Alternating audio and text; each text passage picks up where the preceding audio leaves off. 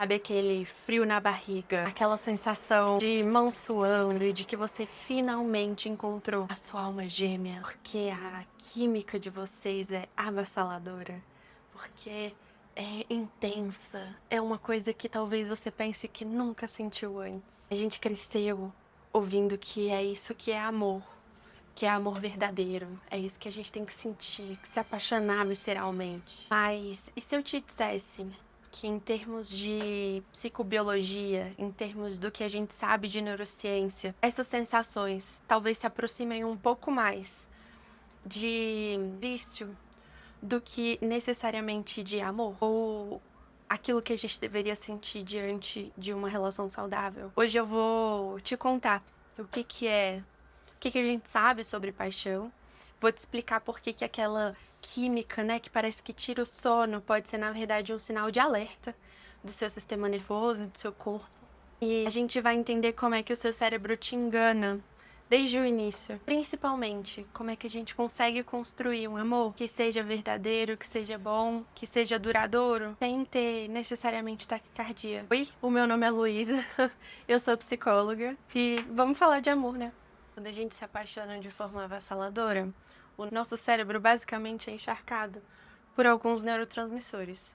Dentre eles, a dopamina, que a gente já conhece bastante, que é um neurotransmissor que trabalha bastante na busca por recompensa, por prazer, de alguma forma. E uma que a gente chama de norepinefrina, que é o que faz a gente ficar empolgada, o que faz a gente ter taquicardia, né? O que faz a gente perder o sono muitas vezes. E aquela sensação de agitação, de. E aí isso pode parecer bom, né? Só que quando a gente para olhar para o resto do cérebro, o que acontece é que, por exemplo, o nosso córtex pré-frontal, que é a área responsável por fazer decisões ou fazer um julgamento baseado em lógica, ele dá uma desligada. Ao mesmo tempo que a nossa amígdala, que é uma área responsável por detectar alguns tipos de perigo, também dá uma desligadinha, né? Também fica menos ativa em relação a essa pessoa específica por quem a gente está apaixonando. O resultado disso é que a gente acaba ficando meio cega. Já viu aquelas pessoas que ficam meio bobas de paixão? Que, fez isso aqui, mas tá tudo bem. Porque biologicamente a gente ignora alguns sinais para conseguir garantir a reprodução da espécie. Mas a gente não tá vendo o que é a pessoa de verdade. A gente está diante de uma certa projeção daquilo que a gente imagina daquela pessoa, né? E que provavelmente toda essa confusão aí que acontece na nossa cabeça acabou criando. Tem outro ponto que é fundamental quando a gente pensa em termos de química, é que muitas vezes o que a gente nomeia como química, né? É o nosso sistema nervoso reconhecendo algum nível de padrão ou de familiaridade em alguma situação. Mas não necessariamente isso é saudável. Se eu cresci na minha infância em um ambiente em que amor era uma coisa instável, incerta ou difícil de conquistar, talvez o meu cérebro tenha associado que ansiedade é igual a amor. Faz sentido? E aí, quando a gente conhece alguém que reproduz essas sensações, que gera insegurança, que não responde rápido, que é emocionalmente indisponível, o corpo acaba reagindo àquilo e falando: Isso eu conheço, isso aí é amor. E aí, na verdade, a gente acaba confundindo o que é química amorosa com a ativação do seu sistema de luta ou fuga, né? Que é o que acaba disparando também essas sensações de ansiedade, né? Na verdade, é o seu trauma sendo ativado diante do comportamento, das falas, né, da outra pessoa. O amor, quando ele é maduro, ele traz o contrário. O ideal é que ele traga paz e segurança, que ele tenha algum nível de estrutura. Então, se em algum nível essa conexão traz angústia, agonia, dúvidas, incertezas, é bem mais provável que o nome disso não seja destino, mas sim ansiedade e ativação do seu trauma. Outro ponto é que essa paixão avassaladora, ela tem um prazo de validade. Ela não dura pra sempre. De pessoa pra pessoa, isso vai oscilar talvez pra mais ou pra menos dessa faixa que eu vou te falar. Mas o que a gente estima é que essa explosão de neurotransmissores e os reflexos deles, né, durem cerca de 12 a 18 meses. E que depois disso, os nossos níveis de dopamina e o nosso funcionamento do córtex pré-frontal começa a dar uma normalizada.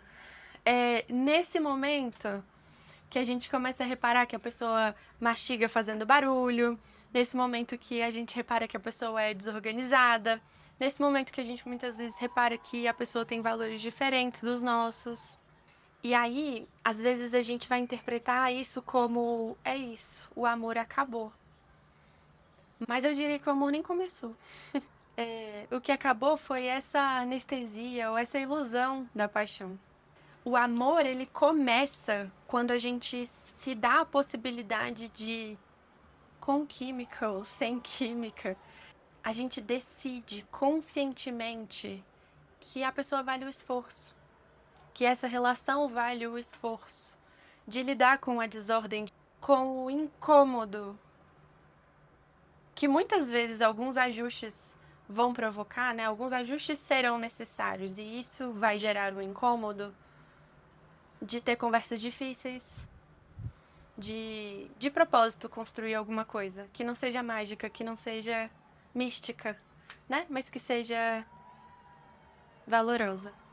E aí a gente transita da dopamina para a ocitocina e a vasopressina, que vão funcionar como hormônios mais relacionados a vínculo, ao toque, e é o que vai trazer aquela sensação de segurança, de colo, de calma. Eu acho que isso não necessariamente significa que se a gente sente a química, essa relação tá um fracasso. Mas não sentir também não quer dizer a mesma coisa. A gente pode construir um amor bom que não seja encharcando o nosso cérebro de dopamina. Existem outros caminhos. E como a gente sai desse padrão, né, da intensidade? A primeira coisa que eu acho que é interessante a gente se perguntar é: isso que você sente, essa química, te deixa meio cega, meio burra? Ou te deixa curiosa? Se você não consegue focar nas coisas no seu dia a dia porque essa pessoa não sai da sua cabeça, se você chega ao ponto de ignorar os seus valores, podem ser alguns sinais de alerta. Mas se na verdade você se vê curiosa, né, e com vontade de conhecer mais sobre essa pessoa, isso por outro lado pode ser um bom sinal. E a segunda coisa é se perguntar como é que você se sente depois desse encontro. Você se sente energizada, em paz? Nossa, como foi bom estar com essa pessoa? Ou quem sabe você se sente exausta e se perguntando se vai dar certo, se não vai dar certo, analisando cada coisa que ele disse, cada coisa que você disse e fazendo esse processo que pode ser ansiogênico.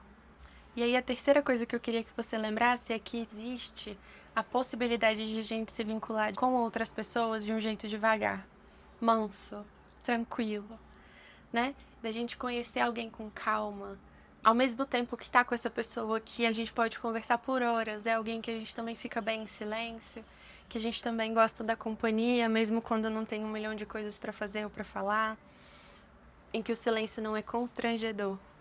Eu gosto de uma frase da Natália, da criadora daquele podcast Pra Dar Nome às Coisas, que ela fala assim: o amor é uma casa grande onde a gente cabe por inteiro, sem precisar se esticar e sem precisar se espremer.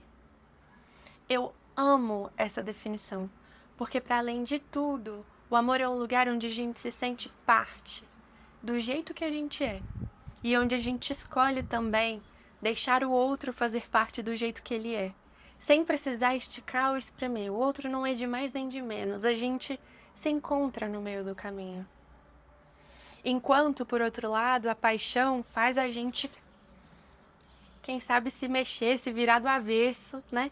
Para tentar corresponder a alguma expectativa do outro, com talvez uma tentativa de ser mais aceita ou mais amada fazendo isso. Mas, como eu disse num outro vídeo, né?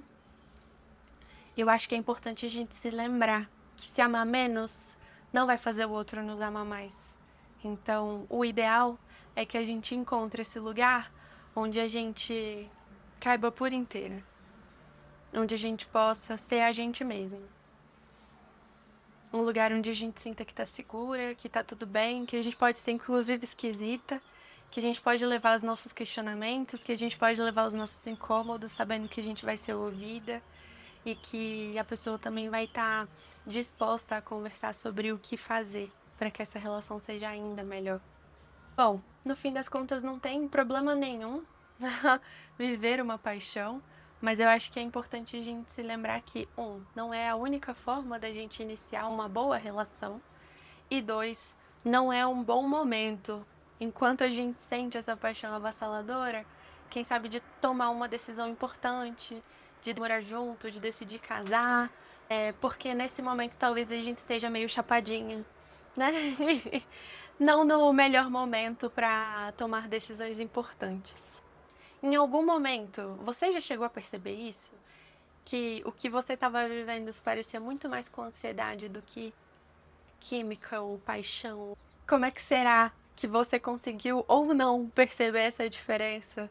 Se é que percebeu, se é que você não tá reparando nisso só agora que a gente tá conversando sobre isso. Sinta-se à vontade para me contar sua história aqui nos comentários, considere se inscrever e deixar um like, manda esse vídeo para alguém que você acha que pode aproveitar esse conteúdo. Eu espero que esse vídeo tenha sido um abraço para você e a gente se vê no próximo. Tchau!